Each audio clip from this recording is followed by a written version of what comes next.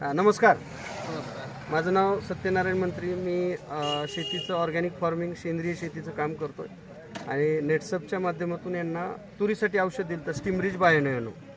मला एक सांगा, पहिलं कसं होतं फवारण्याच्या अगोदर तूर? नाही, फरक पडलाय ना, चांगला फरक म्हणजे फवारल्यामुळं काय फरक पडलाय? चांगला म्हणजे नेमकं काय? चांगला म्हणजे फुलाला चांगला फरक पडला. तर तुम्ही फवारणी केल्यानंतर किती दिवसात काय फरक दिसला तुम्हाला? चौथ्या दिवशी दिसला बघा फरक. काय फरक दिसला?